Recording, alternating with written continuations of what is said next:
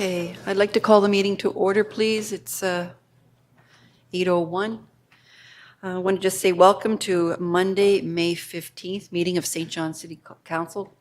And I will begin the meeting with a land acknowledgement. I'm going to hand that over to the deputy for that. Deputy? Thank you, Your Worship. The land on which the city of St. John, or Manicwist, is situated is the traditional territory of the Wolastoqiyik. The Wolastoqiyik, along with their indigenous neighbors, the Mi'kmaq and Pescatawamquatty, signed peace and friendship treaties with the British Crown in the 1700s that protected their rights to lands and resources. Let us pause and reflect.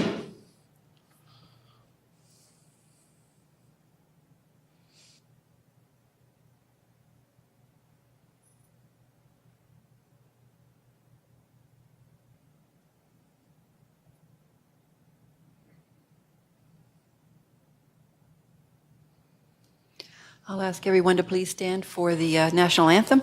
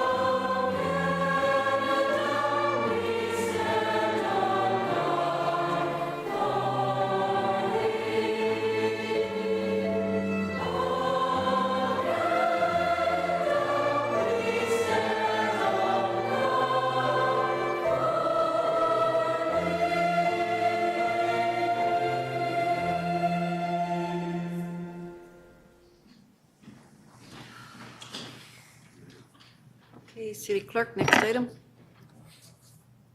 Thank you, Your Worship. Next item on the agenda is item 2.1, and it's approval of minutes of May 1st, 2023. Minutes of May 1st, Councillor Hickey and Councillor Radwan on the question. All in favor? Opposed? Motion carried. Next item. Next is item 3, approval of the agenda. There is one addition, which would become item 17.1 from Committee of the Whole, and it's GICB Program Grant Agreement. Okay, so I'll need a mover for the Councillor Hickey and Councillor Harris on the question. All in favor? Opposed? Motion carried. Next item. Next is disclosures of conflict of interest, if we have any. Seeing none, moving on to next item. Next is the consent agenda. Deputy, over to you, please. Thank you, Your Worship. I would move 5.1 through to 5.4. Councillor Sullivan on seconding on the question. You have a question? Okay. On the question, all in favor? Opposed? Motion carried. Next item. Next is item 6, members' comments. 2-minute round. No politics, no city biz. Over to my team. Up first is Councillor Harris. Over to you. Just a congrats to First Steps on running their, they've always been involved with Touch a Truck to some extent at Port, but they took a pretty big lead role this year in doing some organizing, and they had a great show down there at Long Wharf, and tons of trucks. Looked like there was tons of activity around. And I mean, Mallory Kerwin, the executive director there, has been a joy to work with in some of my other hats that I wear. But she's got a great team and she's doing great things. So congrats to First Steps, congrats to the Port. It's good to see it continuing, and look forward to the future on that front. Thank you, Councillor. It was fun. I went down there myself, and it was an interesting, great day for it. Councillor Sullivan, over to you. Thanks, Your Worship. This past Thursday, I got the opportunity to work with some of our finance team who held some conferences with prospective suppliers and consultants and people interested in our soon-to-be updated social procurement policy. And the conversations were fantastic, and we didn't just have local vendors arrive for the conversation in the evening call. We had people from as far away as British Columbia who were involved in social procurement who were interested in having conversations with their staff. And really, as rich as the conversations were and will lead to a better procurement policy down the road, my time to hit the mic tonight was really, I got an opportunity to work with members of our legal and finance departments who I normally don't work with, who were leading these sessions, and it was fantastic. Staff to be proud of. Thank you. Thank you, Councillor. Deputy, over to you. Thank you, Worship. A summer of fun awaits kids with the return of the city's popular Sunshine Program. This free 8-week recreation program for children includes daily outdoor-focused activities such as sports, active games, arts, crafts, and off-site adventures for children 6 to 12. The program will be offered at 7 locations beginning June 26th and running until August 18th. And those locations are Lornville Community Center, Island View School, Peter Murray Arena, Prince Charles School, Bayview School, Glen Falls School, Lakewood Heights. The morning program runs from 9 to 12, and the afternoon program runs from 1 till 4. So that's one of my favorite things for the kids in the summertime is that Sunshine Program. It's been in for many years now, and we've had a lot of happy kids at the end of the summer go through that program. Thank you. Thank you, Deputy. I'm going to remind my councillors to all speak into their mics with the plastic up, and I'm not saying I want to get rid of it necessarily, but it can be difficult for some of us to hear.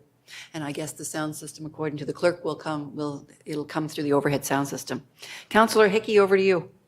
Thanks very much, Your Worship. Last Thursday, alongside yourself, Councillor Harris, Councillor Radwan, sorry if I missed anybody else who was there, we were able to attend the Heritage Awards.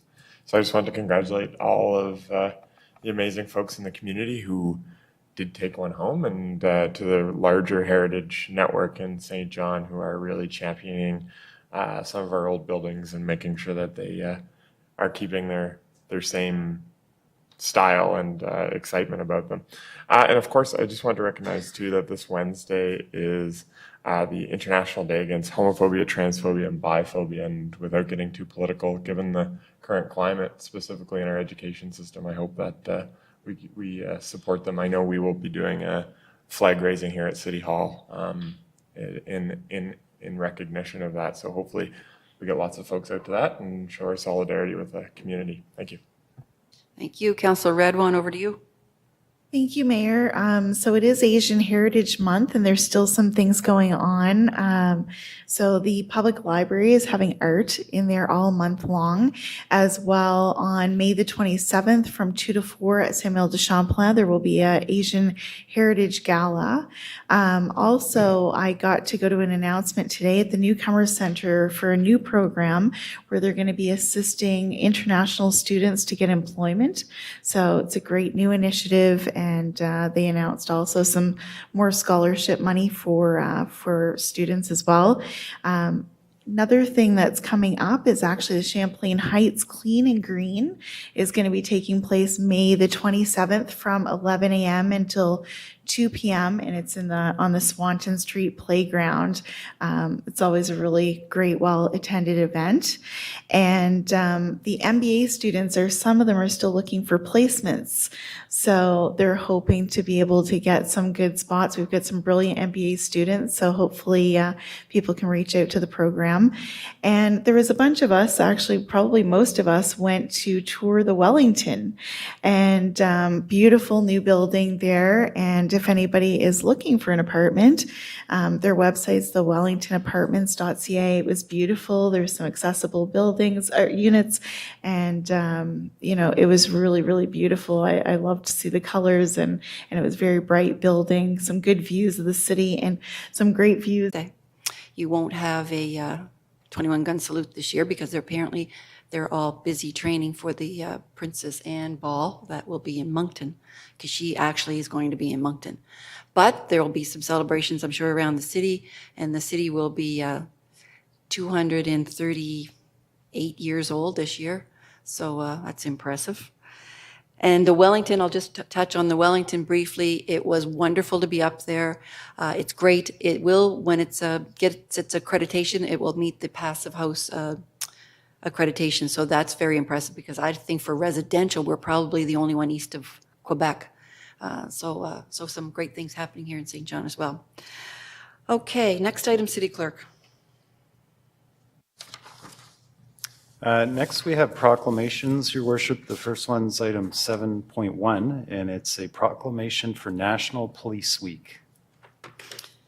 Whereas the Government of Canada recognizes the week of May 14 to 20, 2023 as National Police Week, and whereas the St. John Police will be recognized as providing exemplary leadership and service reflective of the public safety needs of the community to enhance the quality of life, and whereas the St. John Police has grown to be a modern and scientific law enforcement body which increasingly provides a vital public service, and whereas every day our law enforcement officers render dedicated service to our community, and whereas it is important that all citizens know and understand the problems, duties, and responsibilities of their police force, recognize their duty to serve the people by safeguarding life and property, by protecting them against deception and the weak against oppression or intimidation. Now therefore, I, Mayor Donna Node Reardon of St. John, do hereby proclaim the week of May 14, 2023 as National Police Week in honor of those whose dedication, professionalism, and significant daily contribution keep our citizens and communities safe. Next item, City Clerk. Next is another proclamation, and this one's item 7.2, and it's for Tourette Syndrome Awareness Month. Whereas Tourette syndrome is a neurological condition that causes those affected to make involuntary sounds and movements called tics. These can be simple or complex in nature. And whereas with most diagnosed in their youth, it is estimated that roughly 1% of Canadians are living with Tourette syndrome, and up to 70% of children and youth with Tourette syndrome experience bullying at some point during their years in school. And whereas Tourette Canada is a nationally registered volunteer-based charity established in 1976, and the organization's mission is to create awareness, support, and understanding through education, advocacy, and community outreach. And whereas continued support is critically needed to deliver programs to assist people living with Tourette syndrome and their families. Currently, Tourette Canada provides programming through virtual support groups and in-service presentations to a variety of workplaces, including educators and law enforcement. Programs are structured to promote broad-based national awareness and understanding of Tourette syndrome, educate the community, and support meaningful engagement between children, adults, and families living with Tourette and the community at large. And whereas Tourette Syndrome Awareness Month is an international awareness movement held annually, now, therefore, I, Mayor Donna Node Reardon of St. John, do hereby proclaim May 15th to June 15th, 2023 as Tourette Syndrome Awareness Month and June 7th, 2023 as National Tourette Syndrome Day in the City of St. John. Next item, City Clerk. Thank you, Your Worship. Next, we have a presentation, and it's item 8.1 on the agenda, and we have Laura Gation here to present a presentation called Just Us, We All Struggle, Inc. Laura, welcome. Just gonna see if I can make this work. I'm gonna see it up there. Okay. Oh, the formatting's a little strange, but it kind of looks like it's supposed to be that way. So yeah, I'm Laura Gation. I'm a social worker here in St. John and the founder and CEO of Just Us, We All Struggle, Inc. So thank you so much for this opportunity to come and tell you more about it. So who are we? We provide mental health counseling to all people in St. John and across the province. So our vision is that mental health is valued, understood, accepted, and accessible. So in 2018, I left my position in government as a social worker to hang out my own shingle and try to do things a little bit differently. And that went over really well, and I grew a team. As you can see, we've grown quite a bit. But a year into this, I decided I was doing all my own admin work and was answering the phone, talking to lots of people who wanted support for their mental health, but didn't have a way to pay for it. So they had heard about it. Counseling was becoming more common. Rather than an approach to take when you're in crisis, people were really thinking about it more proactively, which is exactly what I wanted. But then there was this barrier, mostly financial in this case. So I've been on a mission to transform the culture around mental health by removing barriers to access financially and through stigma. So, gosh.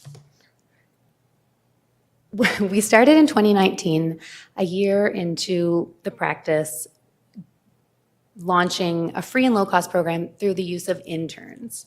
So that's a picture of Joelle and I. She had reached out to me. She was working at the hospital, had gone back to school to do her master's, and said, can I come and intern with you? And at the time, we didn't have any interns, but we had a need. So we paired them together, and this is where the programs were born. So we launched a program where if you didn't have insurance or you didn't have a lot of insurance, you could access this program. And then on Friday afternoons, we decided to open the doors to anyone to come in from 2 to 4 p.m. And we just never stopped. So since then, I've purchased a building on Westmoreland Road 2 years ago now and have transferred our programs over to there. So I'm going to tell you a little bit more about that. So this time last year, I was speaking to some politicians who said, you know, I like what you're doing. You're like merging these two models, but you really can't get funding if you're a for-profit business. I couldn't apply for like 100 Women Who Care or any other like service agencies. And despite being a for-profit business, we had a whole nonprofit arm where we provided these free and subsidized services. So I decided through this conversation that I would figure out how to start a charity and split the programs. The programs of Just Us are ones that have started in 2019. So in October, we officially became a registered nonprofit, and in February of this year received charitable status. But the first thing I did was find someone who could mentor me with building a charity and a board. Does anyone know John Eisner? So I didn't know him at all, but someone connected us, and I just said, this is what I want to do. This is what I've been doing. Will you walk me through it? Will you support me with it? Because this problem is a community, provincial, it's a much bigger thing, and we have a good model. We can do more with less because of the in-kind supports from Laura Gation and Associates. So this is our board. We have lots of great people who stepped up to help, and we've now been in existence for 7 months. And in the last 3 months, our free and low-cost session demand has increased by 75%. So since 2019, our therapists and interns have provided over 4,400 free and low-cost sessions. And we've really received no external support, like a little bit here and there, maybe from someone who had a fundraiser, for example. Nothing like sustainable, but we really built a good model that we didn't need a lot of external support, except now that it's been 3 years, the demand has increased. So this is now our intern program. We went from 1 intern to 5, 6.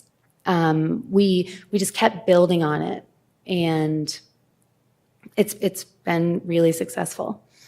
So we've now, though, hit a wall where we can't continue to hire more interns just to meet the need. We need external support. So just to give you an idea of several vulnerable sectors that we support, they're listed there on the slide. There's really no one we don't help. There's no one that we don't see. We see every age, every issue. I hire clinicians that have specialties in different areas so that we can meet a vast amount of needs. So our first fundraising initiative as a charity is to expand our free counseling clinic to the entire day. So we've had time to refine this and build on it, and we know that it's effective. So instead of having it from 2 to 4, when I bought the building on Westmoreland Road, we increased it from 1 to 4. But now it's completely booked. We want to open it up for the whole day. But it requires money to do this. So we are asking people to sponsor a certain number of weeks. And we have almost the whole year filled. We have 10 weeks that remain. So our ask today is for you to join our mission to proactively improve mental health in our community. Because by treating it this way, we provide essential services to people in need before they're in crisis. It's so much easier to help someone before they get to that point. They require less community, social, healthcare supports. So we have 10 weeks that remain, and I don't know how it works in terms of your budgets for this, but I just put it out there. These are some of our other sponsors. There's so much more I could tell you about this. I was just worried about keeping it to 10 minutes. So I'm hoping maybe you have a question or two.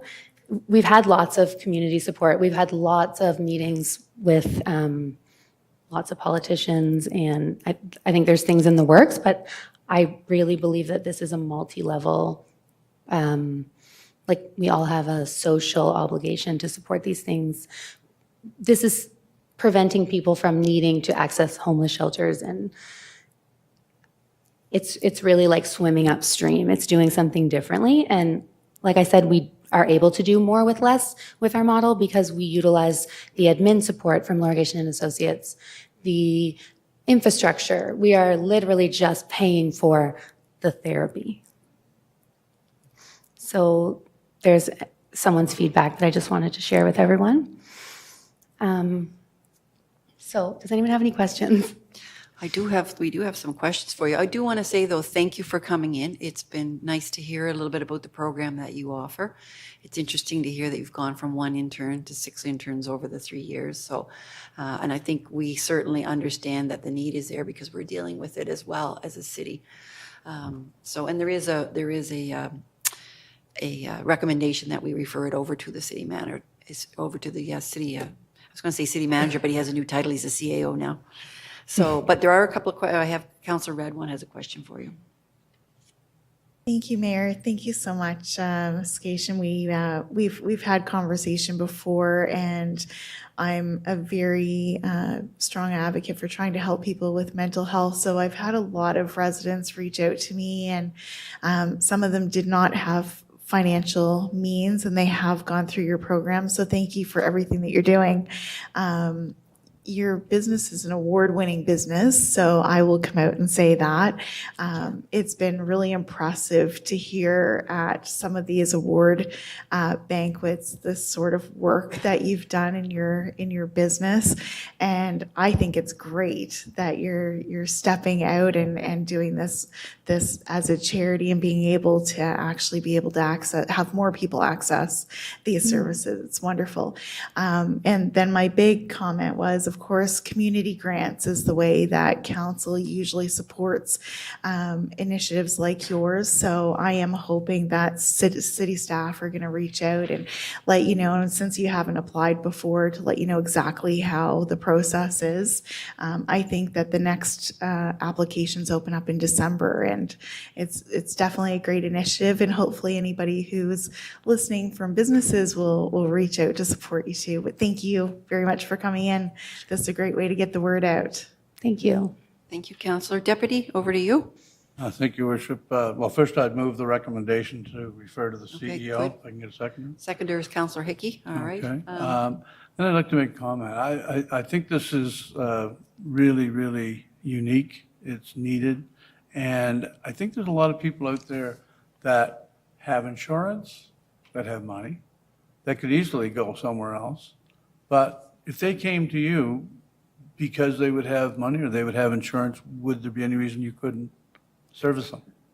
Yes, we screen the referrals and help people navigate the system. So if they have insurance, they come in our insurance-based program and they see one of the 20 associates that were in the first picture. But you would accept their business is what I'm getting at. You don't have to be like under a certain criteria to take advantage of your services. No. No, okay, Oh, thank you. well, people are using their private health insurance, like Blue Cross, Manulife, or they're paying out of pocket. Okay, And then if they don't have insurance and want ongoing counseling without a wait list, they would come in our low-cost program, which is $40 a session. And then we have our Friday, which is free, and those are 30-minute sessions. And we do everything in that on Fridays, from just helping people figure out where they need to go and what to do next, right. to sometimes some crisis-type work, but not very much. Some People are people- coming to us proactively for the most part. The reason I'm asking is because some people would look at your presentation and say, oh, that's good. There's something for people that don't have, insurance, or they're not well off. But this is something that for everybody, is what I'm getting at. Absolutely, because it's not just financial. Yeah. It's helping people understand that mental health is health and that we need to address this just like our physical health. So getting them to pick up the phone and call is one of the biggest barriers. This is why I've always argued that just hiring more social workers is not the answer to this problem. It's getting people to conceptualize it differently. Right, okay. But Thank you yeah, very we much for coming definitely, in. we maximize resources. We help people understand which program is most appropriate for them. Because I know like 10 years ago, everyone was referred to the public mental health system at the Mercantile. Family doctors, for example, didn't always know to ask, do you have private health insurance? So that's a lot of what we do, is help educate the referrers on the system. Okay, all right, thank you very much. Counselor Hickey, over to you. Just quick, Your Worship, thanks very much, Laura. Appreciate the presentation. I just wanted to make sure that I was going to mention what Councillor Radwan had said about making sure we connect with community grants and make sure that's We did apply active this for me. year. Good. We did not get it. I was Next not. I was not on community grants this year. Don't look at me. I know. We're definitely applying for all of them. All right, sounds good. That looks like that's it for questions for us. But thank you again for coming in. It's, like I said, it's an interesting program. It's certainly growing and thriving, and it's a great benefit to the city as well. So appreciate your time tonight. For sure. Can I leave some materials? Absolutely. Okay, and then am I okay to go? You're okay to go. We're going to call the question on referring this to the city manager. On the question? Thanks again. And Our pleasure. my email will be on my card, my phone number. Call me if you have questions, concerns. Oh, Be yeah, happy to great. talk That's about it. great. Yeah, thank you. So I'll call the question. All in favor? Opposed? Motion carried unanimously. Thank you so much. All right, next item, City Clerk. Next item is under considerations of bylaws, and it's item 10.1. This is for a zoning bylaw housekeeping amendment, and we're doing third reading tonight. I'm handing this over to Commissioner Hamilton for the intro. Yes, good evening, Your Worship, members of council. Before you for third reading is a series of housekeeping amendments to the zoning bylaw. These text amendments are part of our efforts aimed at continuous improvement to streamline development process and modernize our zoning regulations to ensure they both address community needs and align and support strategic initiatives such as the city's Affordable Housing Action Plan.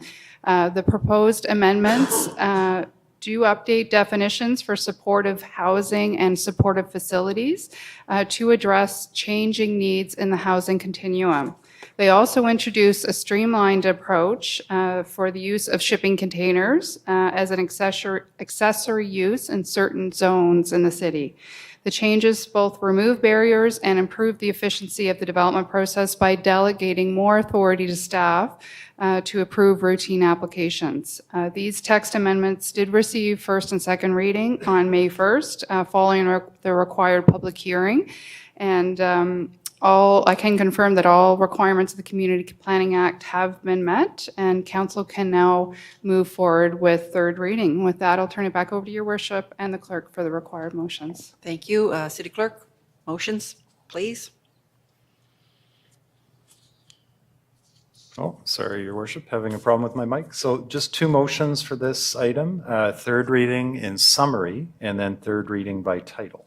Need a motion for third reading and summary. Counselor Lowe, Counselor Hickey on the question. All in favor? Opposed? Motion carried. And this is a bylaw to amend the zoning bylaw of the City of St. John. And the summary of this bylaw is the amendment affects a number of sections of the zoning bylaw and includes amendment definitions for two land uses, supportive facility and supportive housing. An amendment amending provisions related to the use of shipping containers as necessary as accessory buildings and structures in certain zones. The amendments will facilitate a streamlined approach to approving the use of shipping containers as an accessory use in certain zones across the city, and also update the supportive housing and supportive facility uses to best address the changing needs within the housing continuum.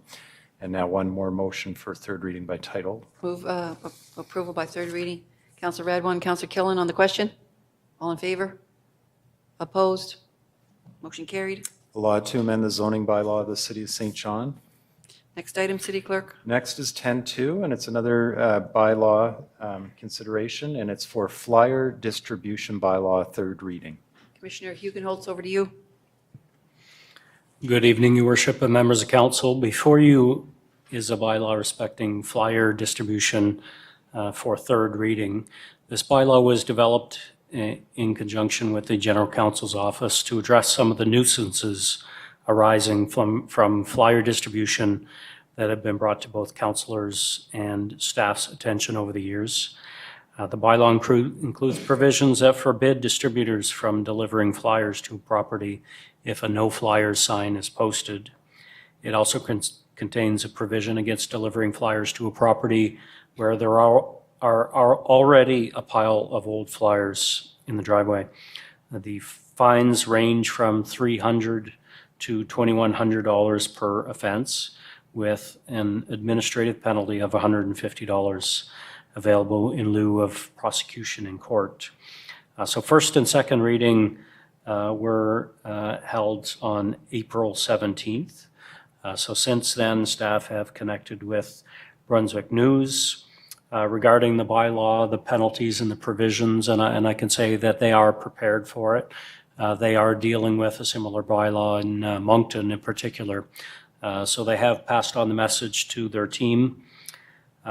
We have talked about it with our integrated customer service center as well, so we will be ready once, if and when the complaints about violations do come to us. And also in an upcoming meeting, staff will be designating bylaw enforcement officers for this particular bylaw. So subject to any questions, I'll turn it back over to you for the required readings. Deputy, you have a question for Commissioner? Thank you, Your Worship. During the first and second reading, I brought this up. It says under 5.3 that they may be distributed in a mailbox, a mail slot, or in any other receptacle designated for that purpose. I've noticed just since the first and second reading a big improvement, but I've also noticed that there are some still landing on the sidewalk or on somebody's stairs, maybe the bottom stair, what have you. They're not going into receptacle. So on that, under number 7, offenses, a person who violates that can be fined $300 up to $2,100. Is the person that we're talking about the delivery agent or the publisher of the flyer? Through you to the councillor, the fine would be levied against the company, Brunswick News in this case, rather than the individual driver. And in terms of the placement of the flyers, certainly they can put the flyers in the mailbox. But if there is a no flyers sign up and they do in fact still deliver to the sidewalk or the driveway, that could be a violation. And if that were referred to staff, we would do a full investigation and then confer with our general counsel's office about pursuing action against that. So to pursue that action, a person would just call 658-4455? That's correct. Okay, thank you very much. Councillor Ogden, you have a question for the Commissioner? Yeah, Commissioner, one thing I've noticed more cleanups this year than ever before, but one thing I've noticed is that the buildings that are owned by people from away but managed locally, that's when we're out picking stuff up. Those are the places where we're picking up the most stuff. Everybody inside rents.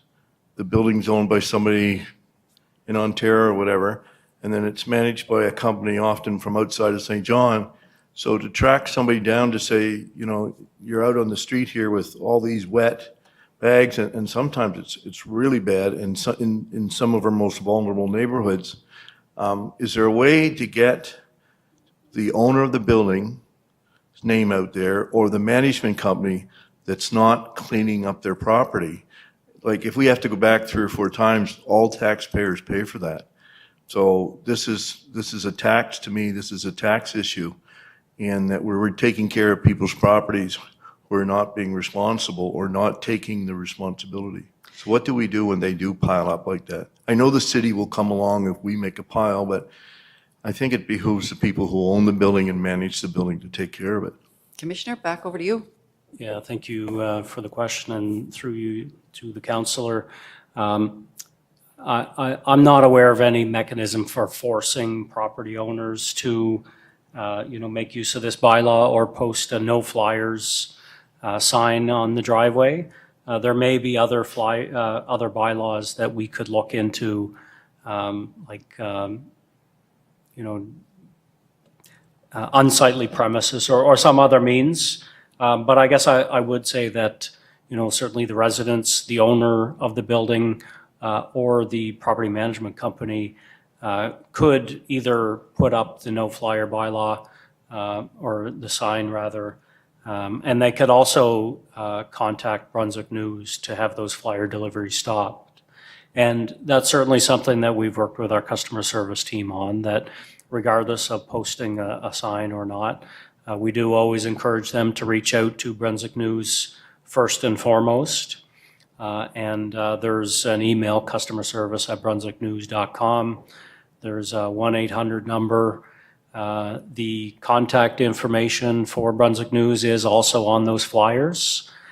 So they do have their customer contact center that is open 5 days a week. So that would be the preferred mechanism to start with the company first, notifying them that you want to cease delivery. And then if that fails, they have the option to put up a sign, and then the option to perhaps pursue violations of this bylaw in the future. Could we make it more public that if people are going to have piles of stuff out on their property and hurt other property owners, and I find that the buildings are people who don't own the building that live in the building, but now we've had it with COVID, we've added 62,000 new people to New Brunswick, but we've also added a lot of homeowners who don't live here. So there's no sense of responsibility for a dirty street if you don't live there. And so I'm worried about is, I know when I've contacted these management companies, their first thing is, we don't own the building. And they don't. So we go around in circles, and our taxpayers keep paying for buildings that the properties are a mess, but the taxpayers are paying for it. That's something I'd like us to think about. Thank you, Councillor. And I think the city CAO just mentioned that we're becoming back to growth with the community enhancement package, which will then come on to council, which will address some of that as well. Thank you. All right, City Clerk, over to you for, where am I? Motion? Oh, yeah, for the motions. Yes, so this also requires the 2 motions as the previous bylaw, third reading by summary, and then third reading by title. Approve third reading by summary. The deputy and Councillor Harris on the question. All in favor? Opposed? Motion carried. Next item, or next, sorry. And I'll just read the summary as we advertise, similar to what the commissioner already read, but it's part of the legislation. The flyer distribution bylaw places some restrictions on the distribution of flyers to homes in our community. This bylaw was developed to address concerns around residents' ability to stop unwarranted deliveries and some other nuisance issues arising from. Many times flyers are not wanted and they're a nuisance to dispose of. The flyers continue to pile up at residences that are unoccupied or abandoned. Flyers left in the driveway can damage snow blowers, and the cost of disposal is borne by the taxpayer. The flyer distribution bylaw includes provisions that forbids distributors from delivering flyers to a property if a no flyers sign is posted and delivering flyers to a property if there are old flyers on the driveway. It should be noted that this bylaw does not apply to newspapers, election advertising material, community association newsletters, or any materials produced by levels of government or their elected officials, which are permitted under law. Fines for any violation of this bylaw range from $300 to $2,100 per offense, and the city may accept an administrative penalty of $150 in lieu of prosecution in court. And one more motion required, Your Worship, for approval by title. Approve third reading by title. Councillor Hickey and Councillor Killen. On the question? All in favor? Opposed?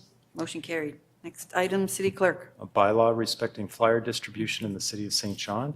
And the next item on the agenda is item 12.1. It's a staff report and presentation entitled Provincial Support for Main Street Active Transportation Project over Viaduct.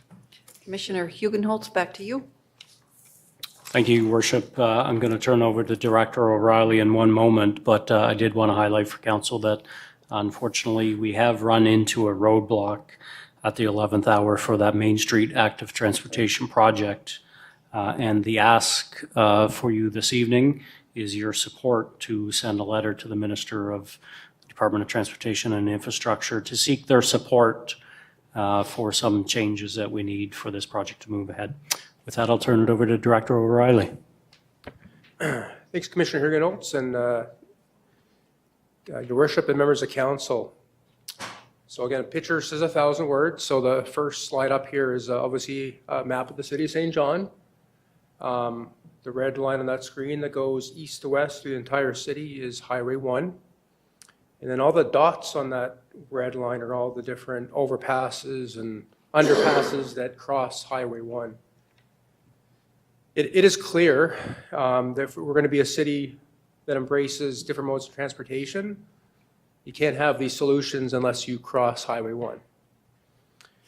The green dot on this slide is Main Street and the viaduct. As much as this discussion tonight is about one street and one road, it's also setting the course of action for much other projects we have to do in the future aligned with Move SJ, including crossing other components of Highway 1. So Main Street, of course, I've been before council before this, but Main Street is a transformational project, right? And really could be three buckets that fit into that.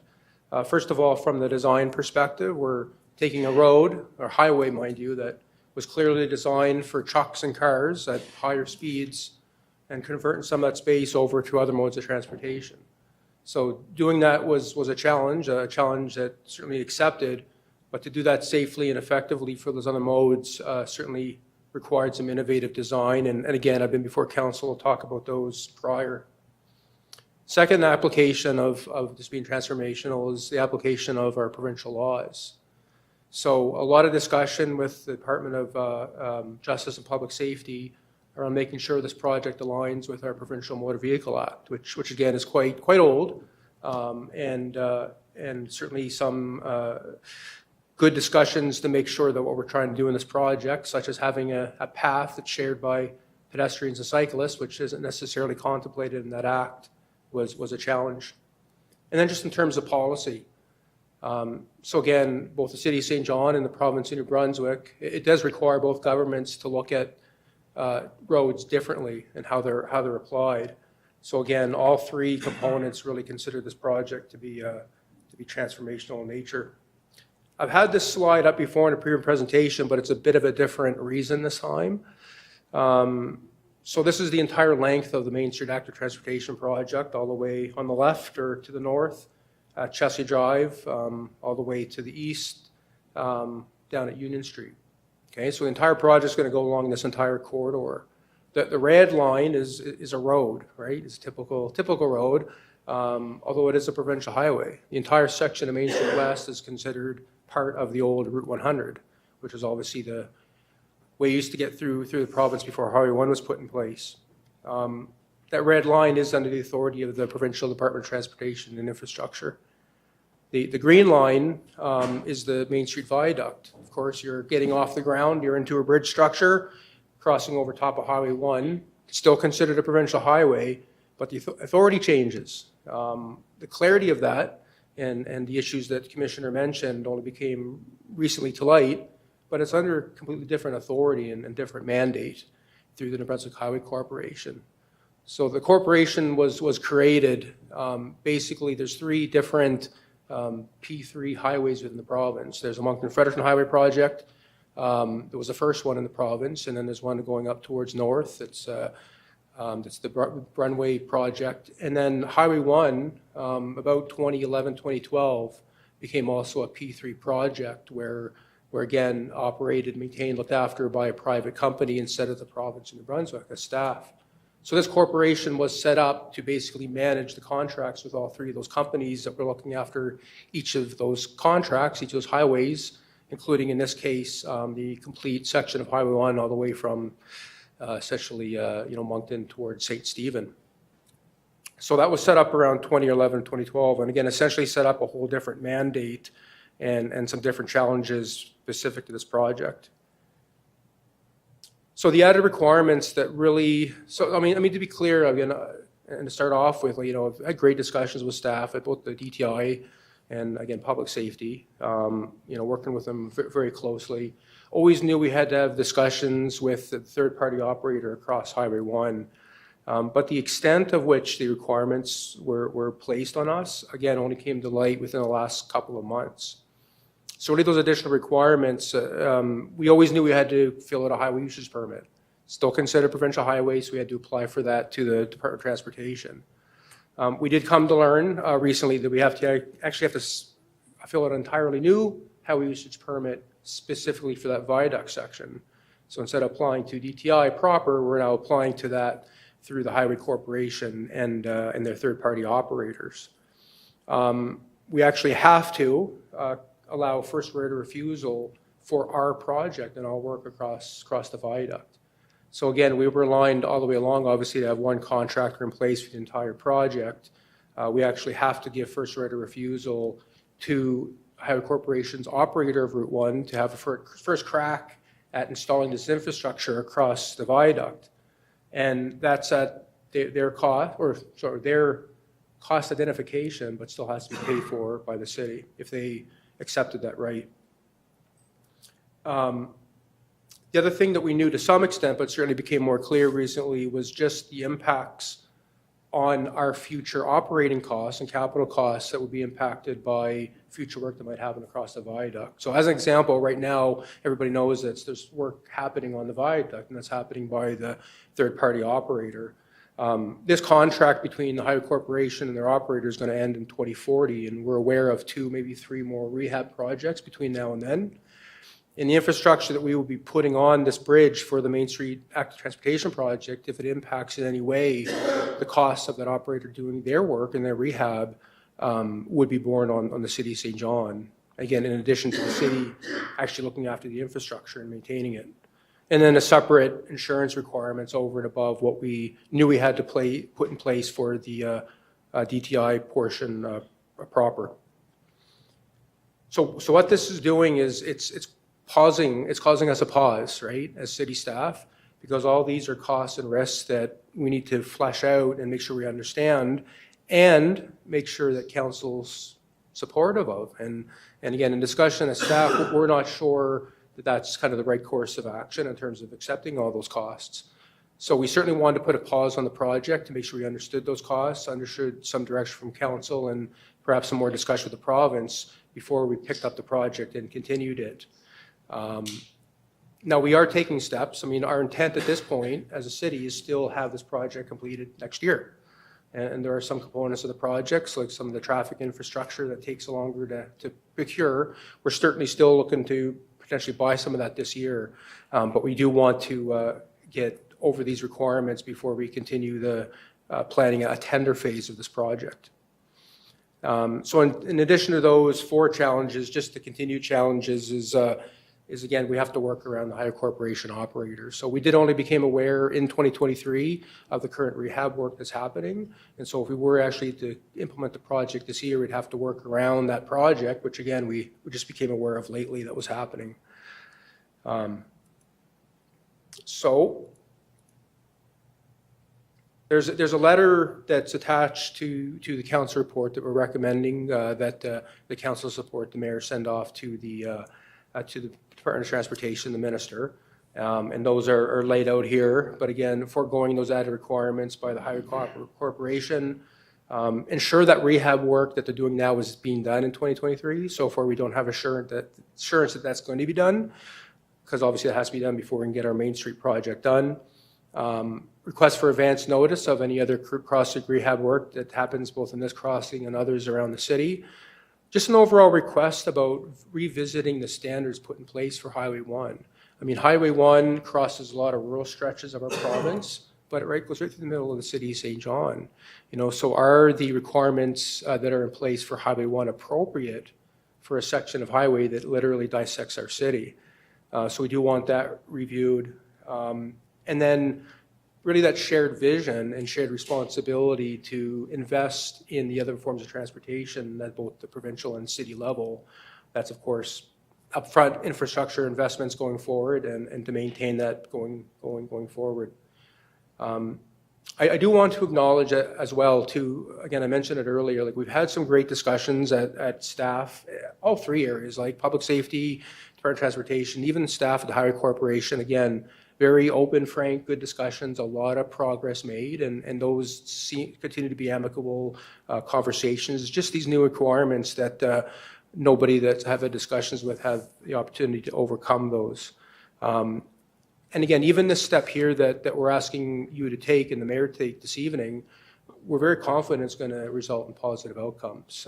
This is not the first time on this project we've had this mayor reach out to the provincial level to get some support for this project, and that support has always come, and we've progressed further on. So I certainly am confident that it's going to happen in this case here. It's just, like I said, we can't do anything more as staff to overcome these, and we felt it was appropriate to ask for some support from the council and mayor to overcome this.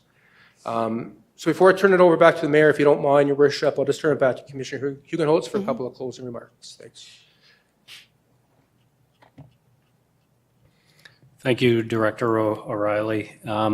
We certainly want to acknowledge the frustration that council is likely feeling. We know this is a significant priority for our community.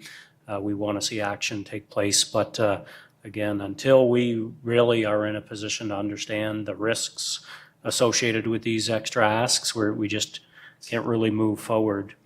But there is frustration, that this came up at the 11th hour. Again, after working with both DTI and public safety for almost a year and a half on this project, it was literally like within the last 2 months that this additional considerable wrinkle did come up.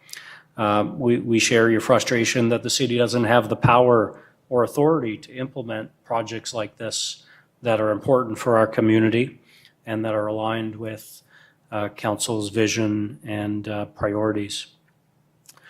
We share your frustration that instead of working hand in hand with our provincial partners, many of these policies and business practices that are in place, in fact, act as significant hurdles to achieving these outcomes for our community. So I am confident that we can come to a solution on this. Unfortunately, we're at the end of the runway for what we can achieve at the staff level. And I think we need to have this letter signed and sent at the political level. And hopefully after that, staff can regroup and get aligned, and we could be in a position to move forward with this project. So with that, Your Worship, I'll turn it back to you for any questions that there may be. Sounds good. There are a few questions.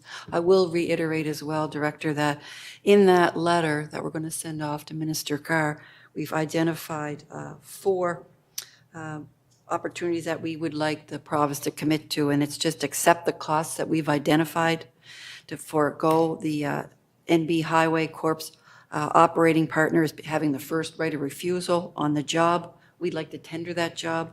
We'd like them to forego any additional liability and coverage, and for them to forego the additional costs and financial risks to the city. So that's what we'll send the letter to the province about, so I just want to make sure everybody's clear on that. It's pretty comprehensive, the letter. So if you have any questions in regards to that, Councillor Radwan, you're up first. Thank you, Mayor. Thank you, Director Riley. This project is fabulous. So, I mean, everybody wants to live in as safe and easy to get around neighborhood as possible. This is just going to make it so easy for people to walk, bike, roll, however they're going to go from North End to Uptown St. John. And I feel really confident that when this project is done, that we're going to see huge tax base growth in both areas, Uptown and in the North End, because it's just going to be so easy to get around. Just a question to you, Director O'Reilly, too. I think that we had chatted about it a little bit earlier, but I just wanted to ask you there, I mean, the province with this ask, they're still going to be overseeing things, right? Yeah, so again, we certainly acknowledge that we've already applied for the highway usage permit to the province for the work we need to do. They're going to approve and review our designs. With any one of our construction projects, we're going to have a professional staff oversee the contractor to make sure it's installed as designed. And certainly if there's any oversight the province wants to put in place to make sure it is according to design they approve, we're certainly welcome to that as well. That's great, and I'm confident like you, I think the province will probably get on board with us. I'd love to see us get more and more development so that they have more money in their pockets too. Thank you. Deputy, over to you. And can I get this motion on the floor? Thank you. Councillor Harris? Councillor Radwan, okay. Deputy, over to you. Thank you, Your Worship. Well, Tim, you can appreciate my frustration. I mean, we've been looking at this, I've talked to the MLA since 2012 about this, and there's lots of political support for it. To get to the 11th hour, as Commissioner Hugenhold said, and find out that there's a third party that has never been involved in the discussions, but yet they're the ones that hold all the cards when it comes to the viaduct. I shouldn't be shocked, but I am anyway. So how far, if we get the politicians on side, which I'm sure we've got, I've talked to Minister Holder many times and Dorothy Shepherd. Is this going to put us right into 2024 now instead of 2023? Well, it's already going to go into 2024 for a couple of different reasons. Again, first of all, they are doing the work across the viaduct, so we can't interfere with that happening. That has to finish up. And again, like every other supply chain issues, there are components of this project. I mentioned earlier the traffic signal infrastructure. That's going to take about a year to get in. So at this point, I'm still optimistic that we're going to get the entire project done by the end of 2024. How much we can get done in 2023 will depend on how quickly we can overcome this challenge and get on to some tendering phases. But worst case scenario, instead of having half it being done 2023 and half it done 2024, I'm confident the entire thing can be done at least in 2024, if not portion this year. So is there some work that we can do on Main Street rather than going near the viaduct, just sort of do some prep work? Yeah, that's some discussion we had as staff. And the challenge, I guess, is that if we're collectively not confident in the outcome of this issue, we can have like a half-finished project, if you know what I mean, right? We have a project that finishes at the viaduct, and all of a sudden you're back to 6 lanes, and it goes nowhere. So we had some really good discussion at staff about taking that risk, but really it would be a half-finished project if we just went ahead and did some of it this year. Like I said, some of it's going to get done next year anyway. So instead of it being half done this or half done next year, potentially the whole thing next year, if we can get this resolved, obviously this year, right? Yeah. Okay, well, thank you, Tim. Councillor Ogden, over to you. Tim and Michael, thank you for this. I encourage you to be bold. This has been on the table for decades. It splits our community in two. Maybe that's not understood in Fredericton, but it splits the city of St. John in two and ostracizes the north end. It was never meant to be a 6-lane highway, and nobody in the city knows why it was ever built that way. But here we have a chance to fix it. There was approximately 5,000 people living in that area paying taxes. We've lost a lot of population, but this was one of the reasons why. But when you look at the end of Douglas Avenue, Fort Howe, all that area, there's tons of room to build high-level buildings and overview water, the harbor, Reversing Falls, the river, the bay. Nobody has these things that St. John has. So I really hope that the province gets on side with this. To see a third party come out of nowhere at the last minute is discouraging, but I encourage you to be bold and certainly have my support. Thank you. Thank you. Councillor Harris? Thank you, Your Worship. Through you, to Director Tim. Tim, I think I'm going to have but slightly more of a contrary opinion, which is not abnormal for me. But how can we be sure this is not the thin edge of a wedge here? I mean, you're talking about a third party that comes in at the 12th hour. My gut, with all the discussions this council has had, and your department specifically has had to have with the Department of Transportation Infrastructure, to me, the risk in doing nothing this year is that it gives a scapegoat next year to not allow us to do anything. 24 comes along and they say, oh, looks like there's more complications here, City of St. John, than we thought with these original agreements, but you don't have anything done anyway. So we're not going to move heaven and earth to help. I guess I just lack the confidence in that department, not yours, right? But I do lack the confidence in that department. So I think I need more answers. I would love for staff to be able to bring DTI here and explain how this was missed. You guys were talking to them for a year and a half. And if they don't know their own house, I don't know how we ever could. So it's just, this is a transformational project. I mean, Transforming Main Street was a Dalhousie University document that came out in 2015 that outlined a major opportunity here on Main Street. And it creates that uptown adjacency energy that we need to go somewhere as a city. So I'm very concerned about this. Again, I see it as a thin edge of the wedge. So I don't know if there's anything to say here except can we get DTI in here and can we get some commitments on a timeline to say, hey, City of St. John, I guess this is to the CAO, I know as well as to you, but I'll turn it over to you, Mr. McGovern. Go ahead, CAO, please. Thank you. Through you to the councillor, I think the councillor, you make a good point, and it's a discussion we want to have and really kick it off with the mayor sending this letter to the minister, and then we can engage at the senior staff level with DTI. I think it's important that we get the support of the minister of the department in terms of advancing this expeditiously so that we can get on with the project.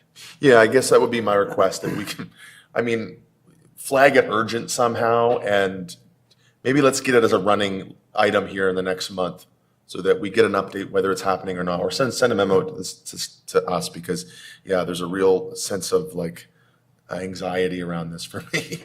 As well as I know my colleague to my right here who's been working on it for a lot longer. So, yeah. Thank you. Councillor Hickey? Thanks very much, Your Worship. Just a quick one through you to Director O'Reilly. Any insight, Tim, as to whether or not the infrastructure upgrades being done now complement or impede what your proposal and our proposal is? Let's say neither. It's basically some rehab work on the existing infrastructure, so it'll essentially make no difference either way to our project. Okay. Yeah. And I wonder to Councillor Harris's point, is there a stronger step we can take over a letter? Because, you know, I think, you know, this was a conversation that was had over a long period of time, whether it was in council priorities, whether it was in discussions around this table through a few terms of council. Like, this is a really significant project, and I think everyone around this table has identified that as such. So I'd hate to see it get lost in some of our sometimes many letters that we send to GNB. I just want to comment just on one thing. I want to correct one thing I said. Part of the ask here to the province is to let us know when these rehabilitations are coming. Okay. Right? So it's not going to impede or impact our project on Main Street. But again, we have other crossings, like it's no secret, Crown Street Overpass is going to be the connection, Harbor Passage between Rockwood Park and the Central Peninsula. If we're asking for some insight as to when these rehabs are happening, so that in the future, if we know they're coming, we can have a better chance of incorporating these projects into the work they're already doing. So it doesn't hurt nor help the Main Street project, but I believe it's going to help future projects. So that request extends beyond Beyond Main just Street. this project, because certainly Cran Street would be one that we're eyeing down the road. Okay, thanks. And I don't know if there's an answer to a stronger steps, but I can leave it with staff as well. Well, I think from my perspective, I think the letter's fairly comprehensive of what we're looking for. And I'd like to give the letter a try first, because I think, Minister Carr has been in that position, I don't know how long, not that long, but I would like to get the letter out first. We can follow up on the letter and then go from there if we have to. So I'd like to try that first. Councillor Sullivan, over to you. Through you to Tim. Nothing's ever easy, eh? Thought we had a plan. We're ready to move forward on it, and certainly things well beyond our control. I agree with the letter. We've got to keep talking about it, but with the thought that, it was originally on our budget for 2023 and getting pushed, we need to keep working on this. I guess my question is, because now we're up to 2-year budgets at least, is there anything that we can be doing? If this project is stalled, do we have the capacity to look into our 2024 budget and say, you know what, yeah, this one's going to move to 2024, but there's work we could be doing that we had put there because we thought we were doing this first and move it to 2023? And I guess I'm not asking for a specific answer now, but is that something that maybe we should be looking at if this project, because I just hate to lose the opportunity, and this will be stranger on this table, to hear me say, to spend some money and get some work done. But I would like to, these things are investments into the city. If we can't do this one this year, does it move to the 2024 budget and we bring something forward? I mean, I'll let the CEO comment too, but I mean, first of all, we have assurance that we have external funding, right, for this. That's going to be in place for next year, so that's not going to be lost. Again, I'll let the CFO or CEO comment on here, but I mean, there are budgets set aside for projects, right, capital-wise. So whether it's spent this year or next year, we're still going to spend it, right? So it's not like we can just add additional funding this year. It's still going to go on to debt, right? So, but. Yeah. Over to you, CEO. Yeah, just a few points to touch on. So overall, to your point, Councillor, it will allow for capacity of existing resources to really refocus and pivot on something else. If this isn't moving forward at the speed it was anticipated, it'll allow something else to gain more progress. And then, the challenge is that with designs, they're long lead times, and then getting into the tender cycle and being able to actually undertake the work. But we will take that away and see if there's an opportunity to actually advance something a bit faster. And in addition, I would just note in terms of, placing additional focus, this will remain a priority for us. Our director has been focused on it. Commissioner's been focused on it. We do have Jill DeMerchant, our new transportation engineer as well, additional horsepower in the city to focus on transportation, active and vehicular. So we're happy to have her as part of the team as well. Excellent, thank you. Welcome aboard, Jill. You're right here just in time. Okay, well, thank you, Director O'Reilly. I think it is disappointing. I know you talked about should we get started and do part of it, and then, how is that going to work? But that's what we have now for me. Like when I walk over there, I can't walk if I'm going south. Well, either way, if I'm going south again on the western side, the sidewalk ends. That's it. And then I have to cross 6 lanes of traffic. So that's no good at the end of the day to have that middle component not done. It needs to get finished up, and so we need to chase this. So we'll do that. Thank you so much. So I have a motion on the floor. I'll ask the question. All in favor? Opposed? Motion carried. Excellent. Thank you. Next item, City Clerk. Thank you. So we're at the final item. That would be item 17.1 that was forwarded from Committee of the Whole. And this is a resolution, proposed resolution with respect to GICB program grant agreement And the recommendation would read as follows. It's recommended that the city enter into a grant agreement with His Majesty the King and Right of Canada as represented by the Minister of Infrastructure and Communities, generally in the form as attached to the Committee of the Whole Report M&C 2023-123, and that the mayor and city clerk be authorized to sign any necessary documents. I'll take a motion for that. Counselor Killen and Counselor Ogden on the question. All in favor? Opposed? Motion carried. Next item, City Clerk.